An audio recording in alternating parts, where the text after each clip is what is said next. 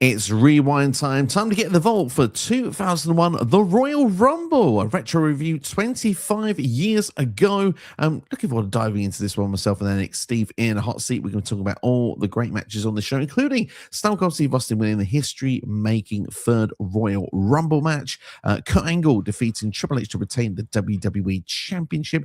Ivory actually defeated Chyna to retain the Women's Championship. We had new tag team champions, though, with the Dudley Boyz defeating Edge and Christian.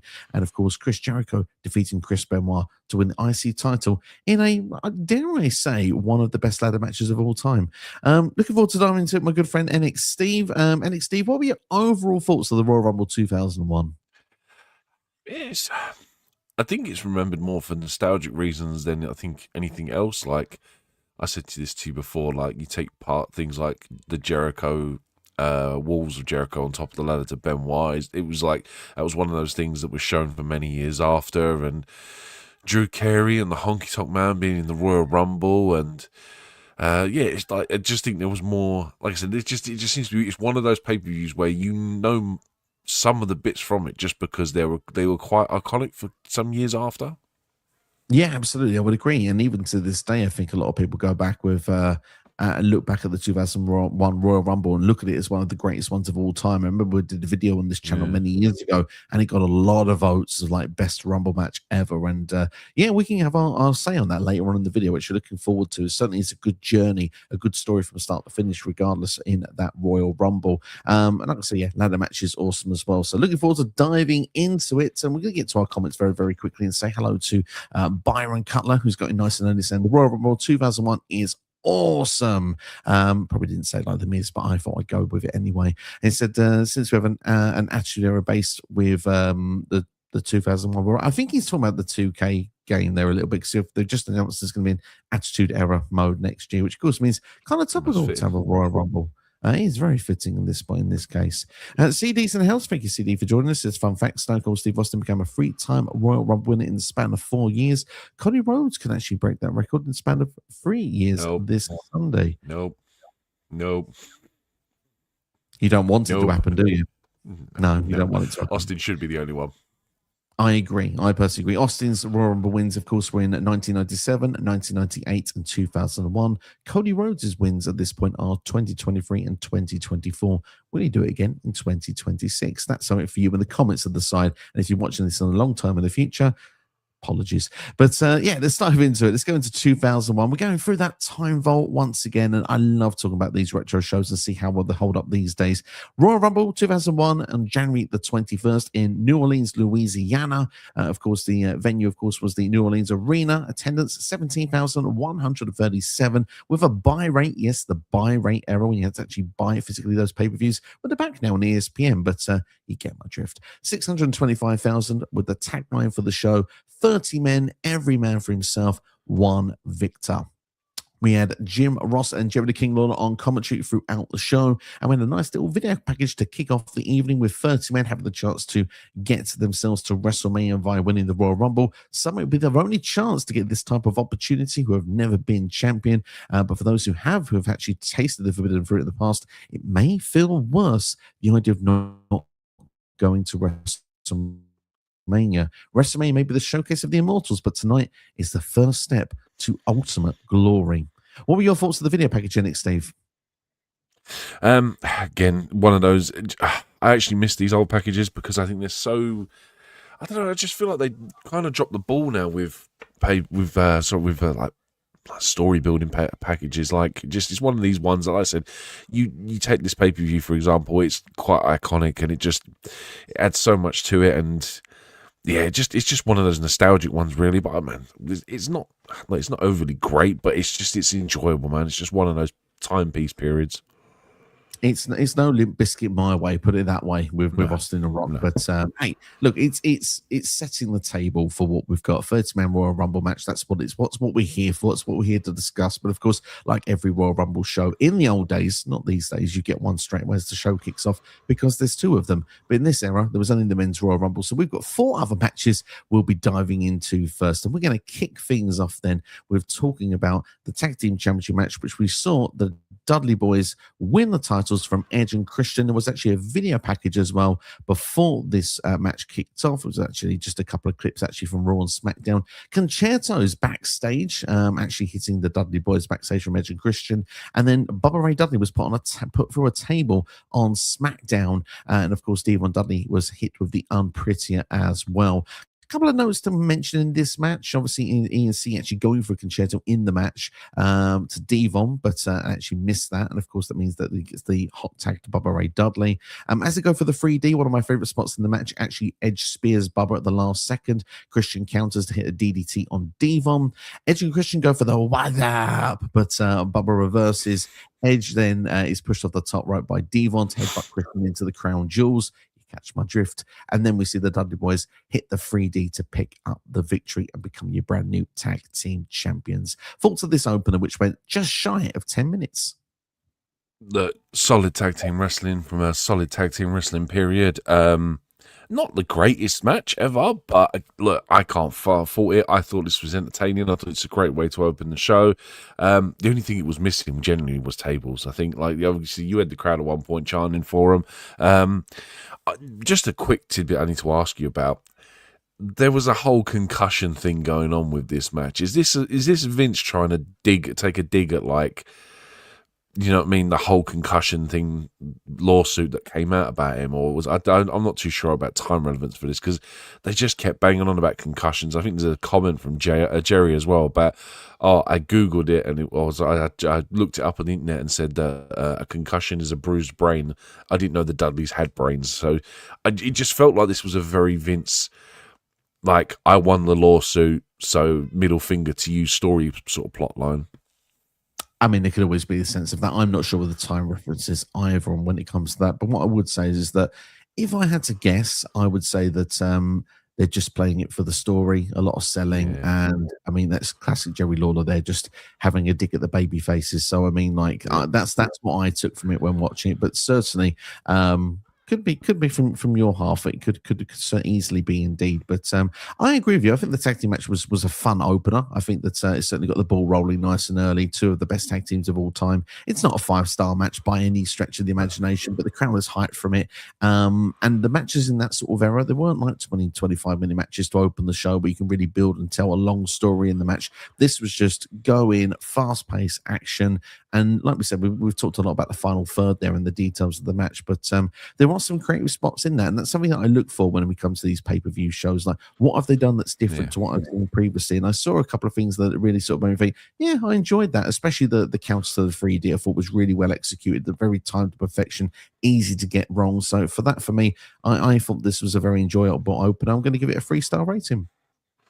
I went with like 2 3/4. I think it's, like I said, it's not the greatest match, and it's like you don't really need a story with the Edge and Christian and Dudleys. Like, they have such a long lineage, and obviously you throw the Hardys in there as well. But like I said, not the greatest match, but enjoyable. So I went 2 3/4.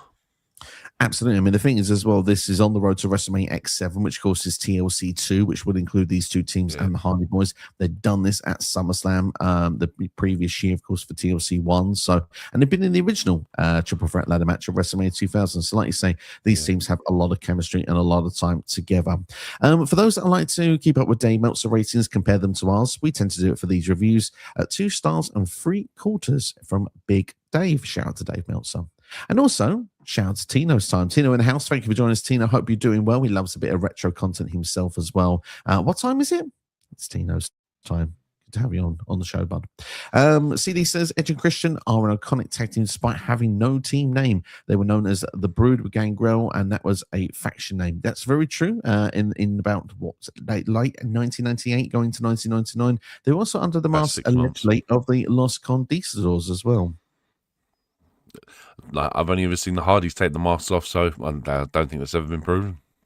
No, it never has. And to be fair, I'd like to see it brought into All Elite Wrestling if it really was them. We'll never know. But yeah, one can always dream. We'll move on in the meantime anyway, and I'm going to just do this in the bundle as one because we get the huge surprise from Heat. Drew Carey, of course, comedian now, 25 years later, we can say a WWE Hall of Famer as well. He arrives at the building at the Royal Rumble. He interrupts Triple H backstage with Stephanie McMahon. This is a point where Triple H wants no shenanigans with Stephanie being ringside. Trish as well was going to be down there. Doesn't want anything to stop him winning the title. This is where Drew Carey gets involved. Stephanie says, look, Trish is a big fan. Let's take you to her locker room. Drew Carey's with her in a couple of segments later down the line. This is where Vince gets involved because Drew's asking Trish her status. She says, well, she's involved with someone. It's Vince currently with the Vince, Trish, and Linda McMahon storyline going, which of course involves the infamous street fight with Shane McMahon at WrestleMania X7. But of course, after this, they said, well, Drew says, I've got you, Vince McMahon. How can I be better with my pay-per-view next week? Improv is what I'll be doing, comedy, and I want to learn from a genius like yourself. Well, Vince McMahon says, well, you're good at improv. You can do some improv tonight. How about you go into the Royal Rumble match? Because that's great advertising. And when he seemed reluctant at first, Trish said that she would be impressed if he got involved. So he said yes. Whilst backstage getting his in-ring gear, he introduces himself to Kane and says, I'm a wrestler now. Your thoughts of all these segments with Drew Carey? For me, it's a bit like watching paint dry for me.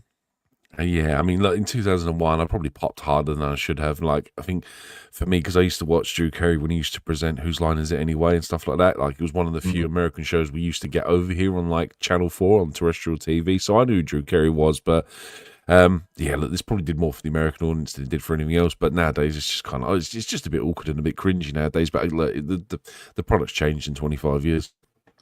Yeah, I think you're probably right on that one. I think I enjoyed that a lot more 25 years ago than I probably do now. So, I mean, yeah, it just goes to show that times have changed and stuff like that. But as well, Drew Carey also had taken the spot of Tiger Ali Singh's group from Lowdown, which of course was D'Lo Brown and Chaz at the time. So they were taken out of the Royal Rumble so that Tiger Ali Singh didn't have to decide which member was going to be in the Rumble match. But we'll move on to the second match of the card anyway, which was for the Intercontinental Championship. Chris Jericho became the IC champion, defeating champion Chris Benoit in a ladder match. This was very hard hitting. Most remembered, of course, for the Balls of Jericho on top of the ladder with Benoit bending over the back of the ladder, his back literally on the spine of it. Very painful and gnarly spot, but certainly not a fun indeed. There's a few gnarly spots in this one, to be honest. Let me just go through a few of my favorite moments. Jericho being thrown into the ladder into a corner, going over the top rope as well to the floor. Looks quite nasty. Benoit then followed up with a dive through the ropes and was hit with a steel chair from Chris Jericho. Jericho landing a Russian leg sweep off the ropes with Benoit, having his foot caught in the ladder. The seesaw spot that Jericho did, which went into Benoit's face, was fast and rapid. Definitely a bit cringy when you look at it a few years later. Benoit tipping the ladder over with his foot, with Jericho going to the ropes after we'd seen the infamous Walls of Jericho on the ladder from Chris Jericho. Jericho moves out of the way of a diving headbutt from Benoit, who jumps off the top of the ladder. And Benoit then actually turns the ladder over when Jericho is climbing afterwards as well, because he's literally got the ladder pressed on top of him. Jericho though eventually does get the window. He pushes Benoit over the ladder, off the ladder, who springboards onto the top rope and goes down to the floor. This match was just shy of 20 minutes, and I've got to say, very hard hitting. Seeing is believing, and I just feel like this is still in the era of the old school ladder match where there is a bit of high flying stuff in there, but there's a lot of technical, a lot of physicality in this match as well. And I think that really stands out into the test of time, this one. I've been funny. It's Chris Jericho and Chris Benoit. It's hard to find a bad match with them two in it, regardless. Even when they were tag teaming, it was hard to find a bad match. Yeah, look, I think my only negative about this match is actually the finish. I think the finish is a bit underwhelming, the way that Jericho gets kicked off, bounces off the ropes, knocks Benoit off the ladder, and like you said, he springboards off the top rope into the outside, and he kind of comically oversells the impact. And I was like, that's not the most devastating thing you probably could have done to finish this match. And I think it's like I said, it's my only downside to it. It was just a poor finish, but everything else is great. And like I said, the Walls of Jericho on top of the ladder, geez, we saw that for so many years afterwards. Like, it was just one of those iconic spots. Like, it was like Edge spearing Jeff Hardy when he was hanging from the rafters from a ladder. Do you know what I mean? It's just one of those things that we saw for ages afterwards, and it's always one of those things that everyone remembers from this pay-per-view. But look, solid match. Just again, the finish was a bit underwhelming for me. I would agree with the finish being slightly underwhelming, because I was like, oh, that was it when it ended, but because everything was so brutal up to that moment, when you felt like there could have been one of those other spots where you would have kind of accepted that would have been the end of the match. You'd have been, that's more fulfilling. Say the Walls of Jericho had been done and then Benoit fell down and then he just went and got the belt. You kind of went, oh, that was a very creative finish. You'd have been all over that. But that's actually building towards the finish. But look, ultimately, end of the day, this is still a fantastic ladder match. And I've not got really too many bad words to say about it. I do think that this one still holds up with today. There was a couple of gnarly spots in it, but brilliant ladder match. Fun fact, this is the only ladder match at Royal Rumble until 2025. Really? Like, up until last year, this is the only ladder match that ever took place at the Royal Rumble. I was well surprised to find that out. Yeah, I don't know, to be honest, it's the same, really. I guess when you think about it, the Royal Rumble was the main focus, and you don't need many gimmick matches when it comes to this show. But we got one here, and like you say, it took 24 years to get another one. We'll have to wait and see how long it's to the next one. What will be your star rating for this one, Jericho and Benoit? 3 1/4. Like I said, it's not their greatest match. It has like a really good iconic spot. It's good and hard hitting. Finish again is underwhelming, so I've gone 3 1/4. I went with 4. I went quite high. Wow. The reason I didn't go higher was because of the finish. So I feel like this as well, for a match that's like nearly 20 minutes long, just under. I felt like this match was like just under 10. So I think that tells you everything when it comes to like this is a quality match. So I'm gonna look for Dave Meltzer's rating and see what he's got to say here. Try and zoom in and get the rating for you. He's going with 4 3/4 stars. Wow, I must need to rewatch it again because I must have missed something. That's really high. Even I did not expect that. Yeah, 4 3/4. Almost a full 5. Must have been having a little drink that night, the old Dave Meltzer. He was enjoying the Rumble in 2001, that's for sure. CD here saying, I'm surprised Chris Jericho's 9-time IC championship record hasn't been broken. You'd think it'd have been broken with Jericho going to AEW and The Miz being an 8-time Intercontinental champion. You would have thought so, but I guess maybe WWE was confident he would come home one day. Well, I wouldn't be surprised if he does come home this weekend that they do put that IC title back on him one more time and increase that record. To a 10-time? Double figures? Yeah, man. I think it will be done. Because it just sets the precedent for someone to go and break it later on. It does indeed. But I will say, though, I'm surprised that The Miz hasn't, because Miz has been an 8-time champion for a long time. Yeah. I'm surprised. Hasn't had a sniff since he lost it last season. Been nowhere near that IC title. No, and you don't know when he's going to get near it again because he's now currently on SmackDown, which is the residence of the United States Championship. So, yeah, exactly. That one. We'll move on in the meantime, and that's when we get to talk about our next match, which wasn't very long. It's only 3.5 minutes long, so we'll probably talk about it longer than the match actually was. It was Ivory defeating Chyna to retain the Women's Championship. Video package, Val Venus hitting a pile driver on Chyna. It was like a spike pile driver with a little bit of an Ivory assist, if my memory serves me correct. Chyna's ruptured 3 discs in her neck and has a sit-down interview. We see Ivory mocking that sit-down interview, almost copying, the motions of how Chyna is and saying stuff of how she probably should be in right to censor. Knowing Chyna is injured, Ivory lays out the challenge for the Royal Rumble. Chyna accepts on the Raw before the Rumble. Thoughts of the video package? I mean, to be fair, I think, again, another fun fact about this one, this is the first time Chyna ever competes for the Women's Championship. Yeah. So, like I said, she'd fought for the IC title before she'd even compete for the Women's Championship. So, I don't know, I guess is this another concussion thing that they're going through with this storyline? And we've already beaten the dead horse with that one in this pay-per-view. It was okay. Like, the fact that you had to listen to the right to censor entrance music about 4 times on this show, I was watching it and I was like, Steve's going to love this show. It was all right, man. Like I said, Chyna's almost transitioning from being the bodyguard to a female wrestler at this point. So it's great for Chyna. Like the whole Billy Gunn thing as well. Like, they never really did anything more with that. Like, I was expecting more of a story with them too, and it never went anywhere. No, it really didn't actually, because obviously the fallout from this one, just go into the details of the match so I can give the format afterwards. Yeah. So it's literally 3 minutes and Chyna dominates until she goes for a handspring elbow in the corner, and then Chyna just drops. Obviously, I think she's supposed to hit her head. There seemed to be the feeling of the neck being a problem again, and Ivory just goes for the pin, and then we see Chyna stretch it out. But the thing is, commentary seems to not be able to find the problem either, which is kind of my issue with the finish, is that you don't really see an issue. Obviously, it's not.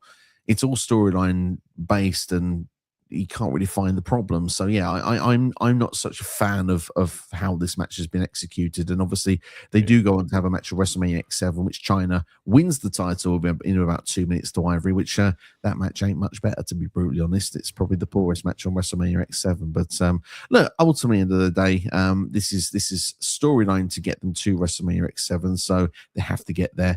I'm not personally a fan of this storyline. I probably wasn't that much of a fan of it back then either. Yeah, I'm giving this a dud as well. Full 0 star. Yeah, definitely. Meltzer's rating. I always forget that part. Meltzer has a rating as well that we like to go through. Half a star. Was there any more to the Billy Gunn thing? Oh, wow, that's generous. No, because that's literally what I was going to go to. There's all the song bells and whistles here, and Billy Gunn's nowhere to be seen when it comes to this. And if I'm not mistaken, I don't think he's on WrestleMania X7 at all. No, it makes the final four of the Rumble. Maybe spoiler alert. So he makes the final four of the Rumble, but doesn't even get the WrestleMania card. No, the one for just one show. There you are, Billy Gunn. Yeah. Bless him. But yes, jacked. Yeah, literally indeed, and he's still going. He's just still jacked these days. He's 16. He's still going. Bless him.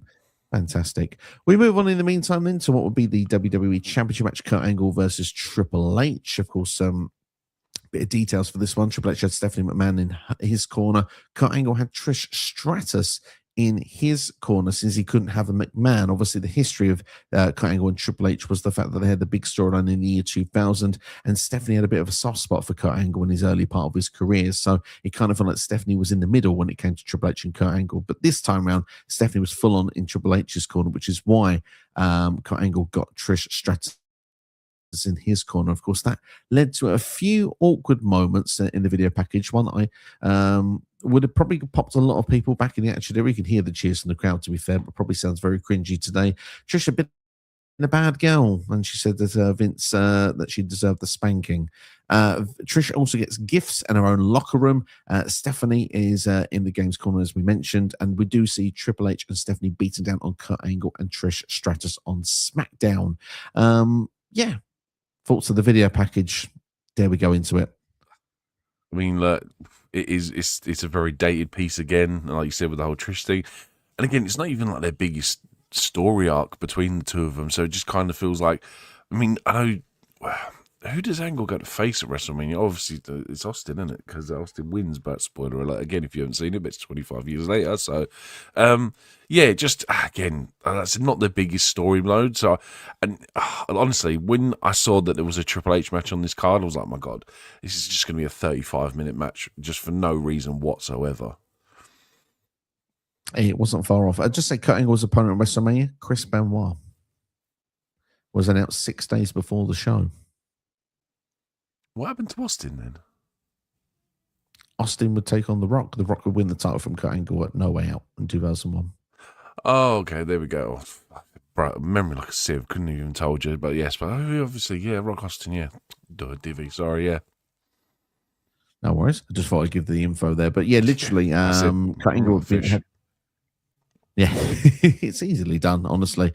And this is one of my favorite time periods, so that's kind of why I've got it down there with this one. But yeah, literally, the match itself, I mean, we mentioned there, this is about 2 storylines going on at the same time here. And obviously, one storyline that passes through to WrestleMania for Steve Austin is Triple H. Obviously, he'd been run down by Triple H and Rikishi, of course, at the infamous Survivor Series 99, which took Austin out for a year.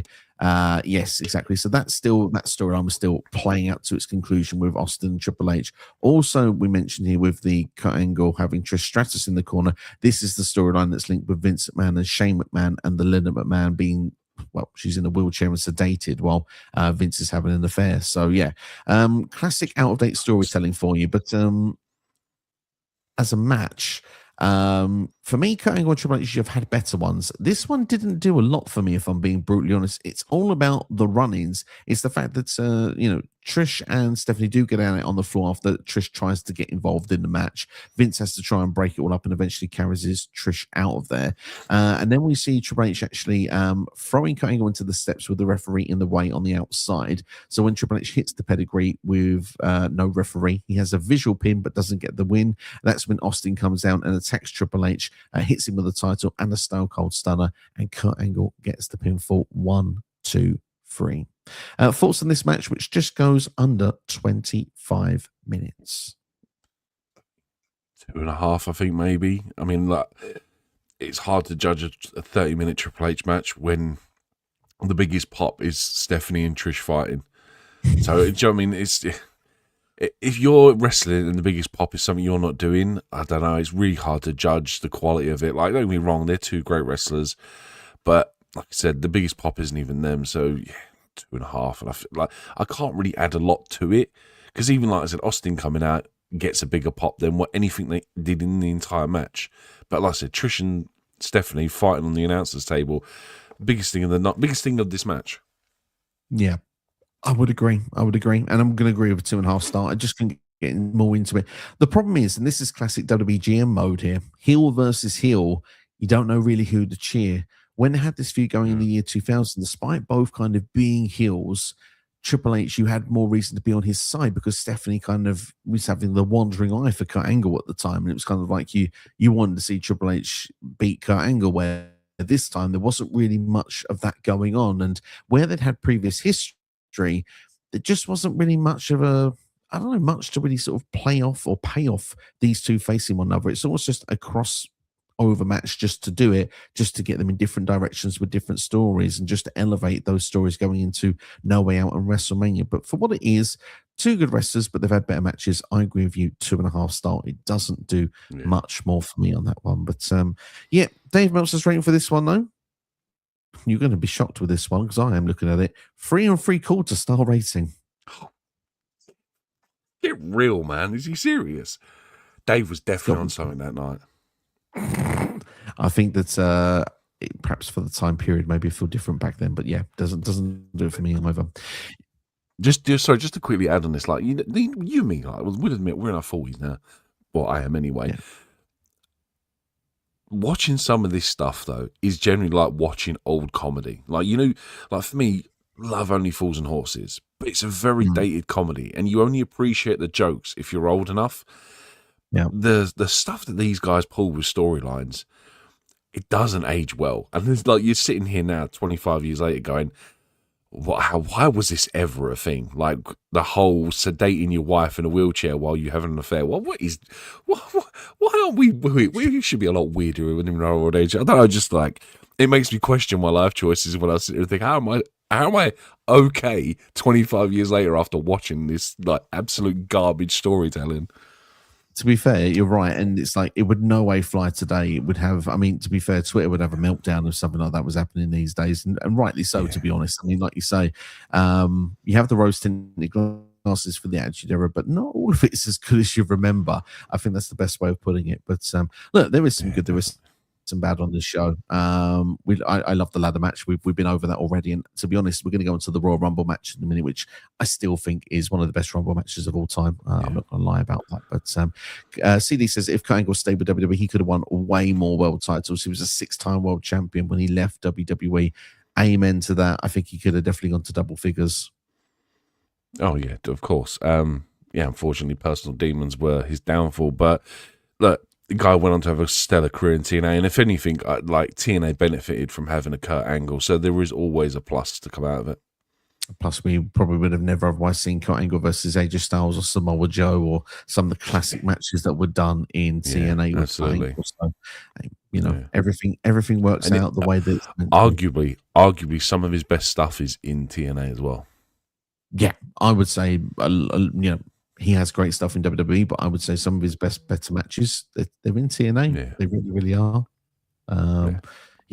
Unbelievable wrestler. Really, really is. We're going to move on to the Royal Rumble match. And of course, look, yes, spoiler alert, this is a review show. So we're going to give you the result ahead of time before we talk about the rest of it. Stone Cold Steve Austin wins the Royal Rumble match. It's the history-making third time he did so. Of course, eliminating Kane as the final person to win the match. Just to give you some details going through it, because my goodness, there was some story stuff going through this Rumble. Number one entrant was Jeff Hardy. I forgot Buchanan was number two. I thought it was Matt Hardy who was ended up actually being number three. So it wasn't the Hardy Boys immediately against one another. Didn't take long until they were. The Hardys were fighting each other in the ring when entry number 5 came in, which was Drew Carey. The Hardys eliminated themselves with a nasty spot as well, with Jeff Hardy sort of falling off the top rope, back hitting the floor as well. It looked very, very painful to say the very least. Drew Carey celebrates in the ring himself as he's on his own until entry number 6 comes out, which is Kane. He tries to give Kane money to stop him from getting beaten up. He's saved by Raven, who's number 7, after being goozled. Raven comes in with a kendo stick to actually save Drew Carey, who then puts himself over the top rope into the floor and gets all the fanfare as he actually can high-five everybody. He survived the Royal Rumble match. As we move on then, as to the next few entry Rumbles in the Rumble, we get the hardcore Royal Rumble with the likes of Steve Blackman coming in, Al Snow, the bowling ball, the trash cans, all the toys came out for it. Perry Sat and Grandmaster Sexy involved in there until Kane had finally had enough and eliminated everyone. Entry number 12 is the Honky Tonk Man, which is brilliant to see. It's New Orleans after all. He wants to come and sing his song. He sings a bit of it, and then of course after a while Kane's had enough, takes the guitar and smashes it over his head. I love the pause. We talk about the moments in wrestling that make a moment sit. The way that Kane just looks afterwards, stares at the crowd with the crowd popping, and then just shakes his head no. It's just like, and then for King to just scream, he doesn't like the song. He doesn't like the song. But it was really, really well done. We get to entry number 13, which is The Rock. The ring starts to fill up at this point then with what I'd probably call is the dullest moment of this Royal Rumble, when it starts filling in with the mid-carders that you're just not that interested in, your Alberts, your Haku Hollies. Eventually we get to number 23 though, which is when the Big Show returns. He's not been around for a while, allegedly. He causes chaos, literally wiping out the entire field until The Rock eliminates him in the same entrance. But then Big Show is not liking this and chokeslams Rock through the announcer's table. Everyone tries to eliminate Kane until The Undertaker comes out at number 25 to make the save. Of course, that's not including The Rock. There's been a big storyline going into the Royal Rumble. Are they on the same page, the Brothers of Destruction, or not? Well, they eliminate everybody, so it's just them two in the ring, Rock on the outside, and they choose not to fight each other, which leaves for number 26, poor Scotty 2 Hottie. You can see in his eyes as he's coming down, the sympathy gathered for that poor boy as he gets in the ring. He knows he's about to be murdered, and do you know what? He pretty much was. He was eliminated in the same way as well. It was very painful for him, but probably quick. It's probably the one benefit for him. Entry number 27, let's get serious. It's Stone Cold Steve Austin coming to ringside. And I really thought for a second we were going to get a throwback to 1998's breakdown, where it was Austin, Taker, and Kane going for the championship when the Brothers of Destruction were on the same page. But before Austin could get to the ring, he's attacked by Triple H. Look, has to be a receipt after the championship match earlier in the evening. Triple H takes him to where all the technical area is and busts Austin open. This is when The Rock gets back into the ring. Number 28, it's the one. Billy Gunn makes the final 4. I'm as shocked as you are.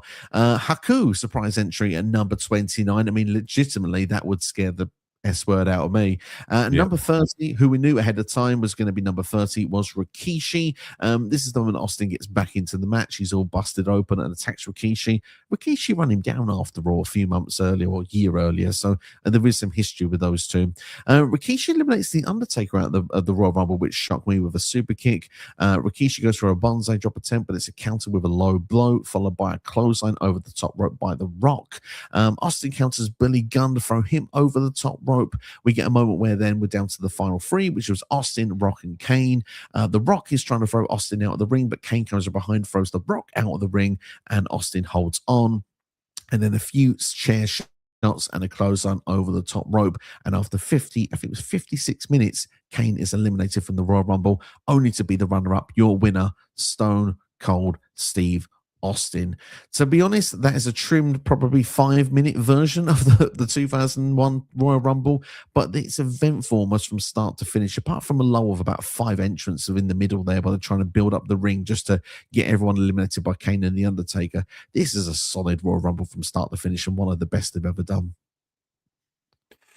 Yeah, I mean, look, I have a couple of issues with it. That you've got the Matt and Jeff elimination for Drew Carey to have his spot. Like I said this to you off air yesterday, that if you watch it back, Matt gets eliminated and Jeff takes the gnarliest bump. Like he falls from the top rope to the floor.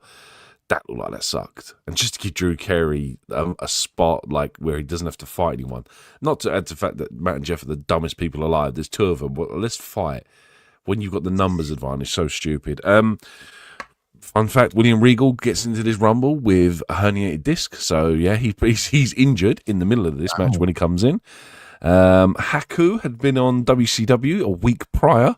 So... Why they brought him in, I don't know. Like, it was such a random thing, but you're right, absolutely was scared of living shit out of me.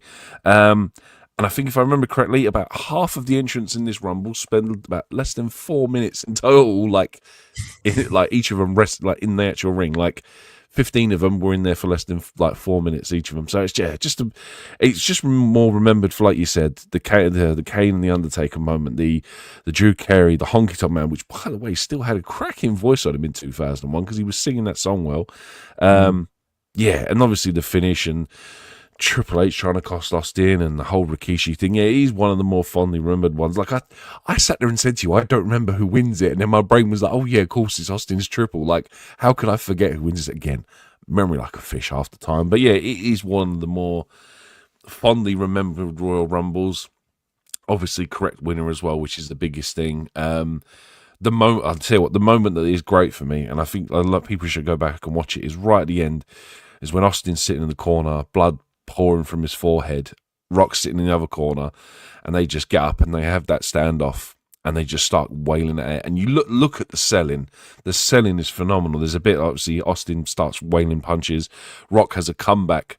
And then when Rock does that one where he spits in the hand and hits him one more time, the sell from Austin is fantastic. It's just some proper old school good stuff, man. Like it's amazing how I can go back and watch this stuff and find very little to critique about the in-ring quality.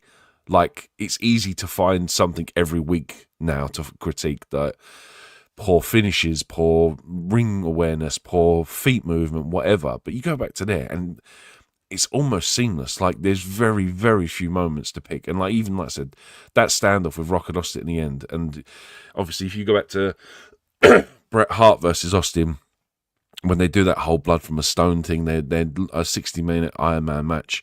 The same sort of feeling as well. Austin standing there, claret falling down his face, and obviously what it would go on to, phenomenal. Yeah, absolutely. And I agree with you, right winner as well with Steve Austin for the third one here at this point, because 2001 felt like a very open time, and Kane would have been a really fun choice to win the Royal Rumble as a fan, but in the business decision, it is Austin all the way that should be. And of course, Everest Make 7 is the greatest wrestling show they've ever probably done, and it's up there with like the time period as well of having like your biggest stars and everyone under one roof and stuff. It just unbelievable stuff. But when the reason for me this Royal Rumble is up there with one of the best ever is the variety. I love the variety because you have tag team partners against one another. The hardcore Royal Rumble is like a mini Royal Rumble in itself. It's that little section. You've got the journeyman in Kane. Someone you wouldn't expect, by the way, to be your journeyman of the Royal Rumble either. Celebrity involvement, Drew Carey. You've got your legend involved, and then with Honky Tonk Man, Haku later in the show. You've got your star power with Taker, Rock, Kane, Austin, Rikishi as well as a big man that needs to be thrown out. Big Show returns as well. There's something for everyone in this Royal Rumble, and I think that's why this is one of the ones that really stands the test of time. It's why it's remembered so fondly and so memorable as one of the best ever. Kane sets the record here as well, didn't he, for most elimination, which stands for like over a decade as well. Like, I think that's one of the other fun facts on this Rumble that everyone seems to remember, because I think he gets like 11 eliminations, and I think, isn't it Roman that beats that like in 2014 or 15 or something like that? Yeah. So yeah, like a record that just like sits for the years, and it would always be one of those ones that Kane's got the most eliminations. Kane's got the most eliminations. People, it's almost ingrained to us now that we know that this was the year he set the record. But yeah, I agree, man. Like you said, there's apart from three members of Right to Censor coming out in this match, because I was like, Steve's gonna love this. The Good Father, Val, is it Stevie Richards? I think is the third one. Yeah, just my God. Well, Val, apart from that, Val Venus was the last one. It was Val Venus, Good Father, and Bull Buchanan. But Buchanan wasn't Stevie Richards in it though. He was just managing Ivory. He was in it. He was managing Ivory earlier in the night. Gotcha.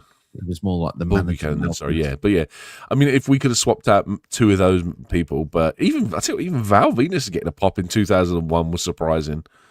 Madness. Yeah. Really, really is. Did you see the guy in the crowd dressed as Right to Censor holding up signs all the time and going a bit mental in the crowd? He held up the sign as well that his crap was bigger than Taz. Poor Taz, by the way. Like in the first or second row on the right hand side? I think I remember seeing it actually. Yeah. I do remember seeing him. Because I think he pissed off the woman in front of him. Would not have surprised me. Would not have surprised me on that show. Yeah, I think I remember seeing him. I felt sorry for Taz in that Royal Rumble match. She was literally in there for about 10 seconds, and not good times. I was a big Taz fan as well. Yeah, what a year Taz had. Because he debuted the year prior, didn't he? So he'd gone from being like a mystery opponent against Kurt Angle in 2000 to being eliminated in 10 seconds the following year. Yeah, not good. And when at one point he was rumored to be the person that could have run over Stone Cold Steve Austin, things didn't quite work out really in the end, did it, for him in WWE? But commentary worked at least. This match was 61 minutes and 55 seconds in total. I've got Dave Meltzer's rating in front of me, but first I want your star rating out of 5 NXT for this one. I mean, look, it's a Royal Rumble. It's really hard to judge. I mean, look, last 4, aside from Billy Gunn, you've got 3 decent competitors in there. There's some fun, there's memorable moments. There's, like you said, there's something for everyone. It's got to be high up there. I'd probably say like a 4.5. I don't think any Rumble can ever be a perfect Rumble, but this is probably close to it. So I'd probably say like a 4.5. I'm going 4.5 as well. I think this is as close to perfection as you can get. I think there is 1 or possibly 2 Rumbles that are better than this, but there is not many out there, honestly. And I also, like I say, I love it because of that variety. Dave Meltzer's give this 3.25 star rating. We can't match at all the entire evening here. Clearly wasn't a fan of Scotty 2 Hotty getting chokeslammed, or he wasn't a fan of, like the mini hardcore. The mini hardcore one's great. It's just 10 minutes of people smashing each other's heads in with a bin lid. I thought it was fantastic. I love the bowling ball spot as well. Poor Raven. It looked like that was painful. Let's go through then our last little bits, and we'll do a couple of comments then just to wrap things up today, because we always like to have our little mini questions here. So first off, I'm going to start off with OMG moment of the night for you. Oh, God. OMG moment of the night. I mean, look, I think because we know it so well, it's hard to really pick one. I'm probably going to go with something that I picked from when I was watching this at 16 years old. I'm going to say the Honky Tonk Man making an appearance, because I think that was the biggest OMG for me at the time on that night when I watched it live. That's fair. I think that's a fair, and I think that's a really cool spot to mention. I will say, OMG moment of the night. There's not a lot on there to pick, really, so I'm kind of like going from what I remember nostalgically. I mean, OMG would be the hardcore spot in the Rumble for me. I used to love that part of the Rumble, but I'm going to go with Jericho's Walls of Jericho and Benoit on top of the ladder. I think good show. Good one. Match of the night. At Rumble as well, but it's closely followed by that ladder match for me. Entrance of the night. Geez. God. I mean, Honky Tonk Man, I guess. Honky Tonk Man. I'm sharing it with you. Yeah. MVP. MVP. Who is MVP? I mean, look, it's got to be Kane, really, isn't it? It lasted apparently nearly an hour for a match that was just over 60 minutes. Harry lasted an hour is impressive. And he was like number 7 on. Yeah. And the way you said it was perfect. It's got to be Kane. It's got to be Kane. There you are. Final rating for the show out of 10. Look, it's not perfect, but I think aside from like the Chyna match and the Triple H match, it's probably like a 7.5. It's a decent show and it's worth a watch just for, like I said, the Rumble and the ladder match alone. Yeah, if this was just the Rumble, it'd be a 9.5. But I mean, for me, as it's other things included, I'm going to go for an 8 because I think the Rumble's that good. I think the ladder match is that good. The tag team title match is fine at the start. It's just the women's match is so short anyway, and the Triple H and Angle one, that's your skippable one as well, I would say. But 8 out of 10 for me. Let's go into the comments then, and we'll wrap things up here today. Let's quickly go in here and start with CD. You asked, was this the Rumble where Maven eliminated The Undertaker? That was in the year 2002, so 1 year later. We might be covering that one at some point in the future. Certainly will be up there for recommendation. Yes, you have a chance to vote for it at least. This might have changed after Saturday, but I'm surprised Roman Reigns and The Rock are both only one-time winners, and both were controversial. Rock's feet touched the floor first before Big Show, and Roman Reigns got booed out of the building. You are true with that indeed. It's crazy how the Honky Tonk Man was the longest reigning IC champion for a super long time. Absolutely, but Santino Marella made it very entertaining with the way he would pronounce the Honky Tonk Man back in the day. So totally the Honky Tonky Man. Exactly. Perfect. Kane is the greatest competitor in the Royal Rumble to never win one. I would have to agree with that because he's literally been in so many of them, eliminated so many people. You'd think he would have won one. Well, fun fact for you. Chris Jericho still holds the record for most time spent in the Royal Rumbles. So I will argue that he is not. There you are. Fair. And that's a good argument to have as well. Both are up there. Lesnar and Strowman are holding the record, 13 eliminations each. Strowman, those might not count because it was the greatest Royal Rumble. I think I would agree with that. So, yeah, Brock Lesnar has the current record, no doubt, from the year 2020. Yeah, great Rumble. Great Rumble. That is a great Rumble. That's probably up there as well with one of the best Rumbles. Yeah. Jericho would probably go next after Kane. Yeah, I would agree. Just bear with me. My battery's dying. Hold on. There we go. Technical difficulties. Absolutely. We're saving that at the last minute here. And yeah, there's one other comment there I want to get to in a second, which is not about the Royal Rumble. But this one we'll take, which is was the greatest Royal Rumble in Saudi Arabia and the greatest Royal Rumble, the greatest of all time. Bob, you know the answer to this, my friend. Apart from Titus World Slide, there's nothing to talk about that Rumble. 50 people, half of them jobbers. Let's not go there. Yes, Lesnar got the record in 2020. And the last question, which has nothing to do with the Royal Rumble, but hell, you might give me an excuse to make a short out of this, so let's take it. It is about Tommaso Ciampa in AEW.